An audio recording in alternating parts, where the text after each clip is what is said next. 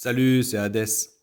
La Fed découvre que l'immunité n'est pas éternelle. Oui, le week-end dernier restera dans les annales comme celui où Jérôme Powell a découvert qu'être président de la Fed ne vous immunise pas contre les procureurs fédéraux. Surprise!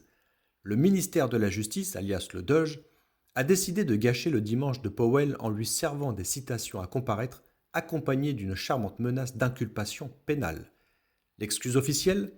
Une rénovation du siège de la Fed qui coûte quelques milliards de dollars. Parce qu'apparemment, refaire la déco en imprimant de la monnaie n'est pas aussi simple qu'on pourrait le croire. Les procureurs veulent savoir si Powell a menti au Sénat en juin 2025 à propos de ce chantier pharaonique. Oui, vous avez bien entendu. Le type qui décide du sort économique de 330 millions d'Américains est soupçonné d'avoir enjolivé un devis de travaux. C'est comme si accuser Gordon Ramsay d'avoir triché sur une recette de crêpes. Eh bien Powell, visiblement pas habitué à ce qu'on lui demande des comptes, a publié une déclaration vidéo digne d'un avocat ayant trop regardé la série Suite. Il nie toute malversation et dénonce une pression politique, dit-il. Traduisez, Trump en a marre que Powell refuse de transformer la Fed en distributeur automatique de billets. Les tensions entre les deux hommes remontent déjà à 2024, quand Powell a osé maintenir ses taux d'intérêt élevés malgré les tweets présidentiels furieux. Aucune inculpation formelle pour l'instant, bien sûr, mais un grand jury pourrait bientôt transformer cette affaire en feuilleton juridique de plusieurs saisons. Et nous avons Bloomberg, Financial Times, The Guardian et Reuters qui se régalent déjà. Enfin une vraie histoire à se mettre sous la dent. Eh bien, l'enquête pourrait durer des mois, avec des rebondissements dignes d'un thriller politique où personne ne sort gagnant. La question philosophique du jour, c'est: peut-on diriger une banque centrale depuis une salle d'audience? Eh bien, les marchés, eux, n'ont pas attendu la réponse pour paniquer joyeusement. Bienvenue dans l'ère où même l'institution la plus ennuyeuse d'Amérique devient un cirque médiatique. Et le dollar découvre qu'il n'est finalement qu'un bout de papier. Le dollar index, alias le DXY, a décidé ce lundi de faire une démonstration magistrale de gravité appliquée. Qui aurait cru qu'une simple enquête sur des factures de rénovation pourrait faire trembler la monnaie de réserve mondiale? Ah oui, c'est vrai. Le dollar ne vaut rien physiquement depuis que Nixon a eu la brillante idée de le découpler de l'or en 1971. Depuis, le billet vert repose uniquement sur la confiance. Vous savez, ce truc fragile qui disparaît plus vite qu'un politicien après une élection. Et quand le patron de la Fed se retrouve menacé d'inculpation, cette fameuse confiance part en vacances aux Bahamas. Les investisseurs internationaux réalisent soudainement qu'une Fed politisée, c'est comme un pilote d'avion qui prend ses ordres des passagers. Amusant sur le papier, terrifiant dans les airs. Une banque centrale indépendante. C'était sympa tant que ça durait, genre 1913 à aujourd'hui apparemment. Eh bien les traders ont immédiatement vendu leurs dollars comme s'ils avaient découvert une date de péremption dessus. Le DXY, qui se la jouait tranquille en territoire haussier, a rompu ses supports techniques avec l'élégance d'un éléphant dans un magasin de porcelaine. Quant au fonds souverain, eh bien ils appellent déjà leurs conseillers en panique. L'air de dire: alors, ces réserves en dollars, on en fait quoi maintenant? Et devinez qui rigole doucement dans leur coin en ce moment? Les BRICS. Eux qui parlent de dédollarisation depuis des années comme de gentils conspirationnistes, eh bien, spoiler alerte, ils avaient peut-être raison. Le marché ne réagit pas à une théorie du complot, mais à une réalité désormais visible. Le roi dollar est complètement nu. Et quand le dollar faiblit, devinez qui revient sur scène en habit doré. Oui, exactement. Et l'or sort de sa caravane avec cette fameuse phrase qui dit: je vous avais prévenu. L'or a passé ce lundi à faire ce qu'il fait le mieux, ricaner silencieusement pendant que les humains redécouvrent que les monnaies fiduciaires sont des promesses fragiles.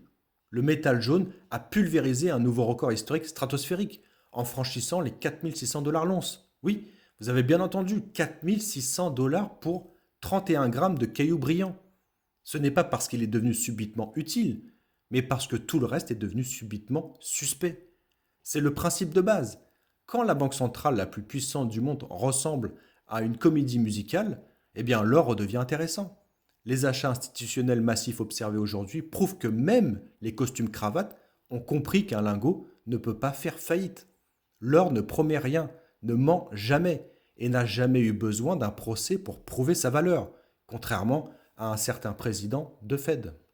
Et les volumes sur les contrats à terme ont bondi, parce que rien ne dit crise de confiance comme des gens qui se ruent sur un caillou brillant.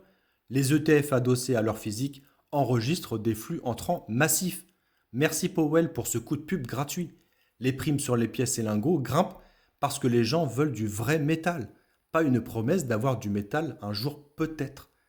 Eh bien, cette hausse n'est pas spéculative, elle est existentielle.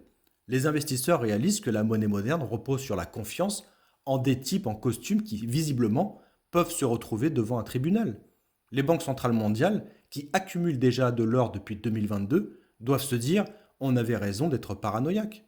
L'or représente la seule chose qui ne dépend ni d'une élection, ni d'un tweet présidentiel, ni du témoignage de quelqu'un devant le Congrès, face à une fête qui ressemble de plus en plus à un feuilleton politique.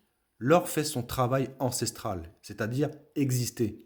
Ce mouvement haussier pourrait durer et va durer parce que les crises institutionnelles ne se résolvent jamais en quelques jours. L'or vient de rappeler au monde entier pourquoi nos grands-parents cachaient des pièces dans leur matelas. Et devinez qui rentre en scène comme un pyromane dans une station-service. Car si l'or est le refuge élégant et posé, l'argent est son cousin hyperactif qui vient de s'enfiler 3 Red Bull. La performance de l'argent ce lundi fait passer celle de l'or pour une sieste dominicale. Nouveau record absolu à près de 85 $ l'once, un niveau jamais atteint dans l'histoire moderne. Ce métal schizophrène, moitié monnaie historique, moitié composant industriel, adore les crises monétaires autant qu'un chat adore renverser des verres. Quand l'or monte, l'argent suit avec l'enthousiasme d'un golden retriever qui court après la baballe.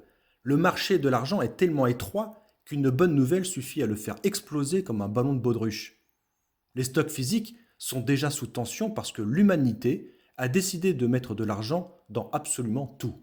Panneaux solaires, batteries, électronique et même des chaussettes antibactériennes. C'est pas une blague, c'est véridique.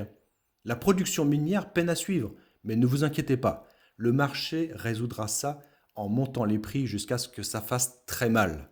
Quand le dollar plonge et que la Fed devient un roman feuilleton, l'argent devient le refuge du pauvre. Dans le bon sens du terme, bien sûr. Contrairement à l'or qui coûte une fortune, l'argent reste accessible pour ceux qui ne peuvent pas dépenser 4000 $ l'once. Les plateformes de métaux précieux ont été assaillies de commandes d'argent physique ce lundi. Merci Jérôme Powell pour ce petit boost commercial.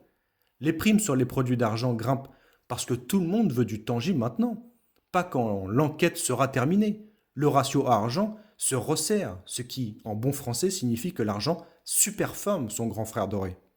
Et historiquement, quand ce ratio se compresse, c'est que le système monétaire est en pleine crise existentielle. L'argent n'attend jamais qu'on lui donne la permission d'exploser. Il anticipe, il fonce, il dérape dans les virages. Pour les détenteurs d'argent physique, c'est Noël en janvier. Leur métal préféré vient de prouver qu'il reste le wildcard ultime des métaux précieux. Et pourquoi cette comédie judiciaire est une bénédiction pour les métaux? Soyons honnêtes, cette enquête contre Powell est probablement le meilleur cadeau fait aux détenteurs de métaux précieux depuis que Nixon a tué les talons or. Elle expose au grand jour une vérité dérangeante. L'indépendance de la Fed était peut-être juste une légende urbaine bien entretenue. Le dollar perd sa prime de confiance institutionnelle, entre guillemets. Vous savez, cette chose imaginaire qui faisait croire que le billet vert était différent des autres monnaies imprimées à l'infini. Quand la crédibilité de la Fed chancelle, c'est comme découvrir que le pilote de l'avion est totalement ivre. Techniquement, on vole encore, mais ça devient légèrement stressant. Eh bien, les métaux précieux, eux, ne peuvent pas faire faillite, mentir au Congrès ou être inculpés. Avantage considérable dans le monde actuel. L'or et l'argent sont des actifs sans contrepartie, ce qui signifie qu'ils ne dépendent de la promesse de personne. Concept révolutionnaire en 2026. Eh bien, cette actualité accélère la dédollarisation que les complotistes ou les BRICS annonçaient depuis des années. Félicitations à eux, ils avaient raison. Les investisseurs institutionnels doivent maintenant intégrer un nouveau risque dans leur modèle. Et si la Fed devenait un jouet politique? Eh bien, ce risque était considéré comme nul, ce qui prouve que les modèles économiques sont aussi fiables que les prévisions météo à 2 semaines. Les métaux précieux bénéficient d'un repricing massif de leur valeur d'assurance. En gros, les gens réalisent qu'avoir un plan B n'est pas si stupide. Cette comédie judiciaire s'éternise. Les flux vers l'or et l'argent physique vont ressembler à une ruée vers l'ouest version 21e siècle. Quant aux tensions sur l'approvisionnement physique, eh bien, ils pourraient provoquer des ruptures de stock et des primes stratosphériques. Bon courage pour acheter des pièces à prix normal. Les banques centrales étrangères vont probablement réduire leurs réserves en dollars pour acheter quoi? De l'or. Parce que même les bureaucrates internationaux ont des limites à leur naïveté. Cette actualité rappelle une leçon que l'histoire nous enseigne sans cesse. La monnaie fiduciaire est une construction humaine fragile, politique et temporaire. Les métaux précieux, eux, traversent les empires, les crises et les procès sans broncher. Ils sont les cafards du système monétaire. Ce lundi 12 janvier 2026 pourrait marquer le début d'un cycle haussier historique où les gens redécouvrent que tangible bat promesse imprimée. La vraie question n'est plus si, mais combien de temps avant que tout le monde panique et se rue sur les métaux? Pour les détenteurs actuels, cette actualité est une validation glorieuse. Vous aviez raison d'être paranoïaque. L'or et l'argent sont les seuls adultes responsables dans la pièce. En conclusion, quand le gardien du temple monétaire est convoqué au commissariat, c'est généralement mauvais signe pour le temple. Le dollar découvre qu'il n'est qu'une promesse d'un type qui a maintenant besoin d'un avocat. L'or et l'argent, eux, n'ont jamais eu besoin d'avocats. Ils existent, point final. Les métaux précieux ne mentent jamais. Ils se contentent de refléter la panique que les banquiers centraux essaient désespérément de masquer. Aujourd'hui, cette panique porte un nom de 4 syllabes et un costume sur mesure. Bienvenue dans l'ère où même la Fed a besoin d'un bon scénario de défense.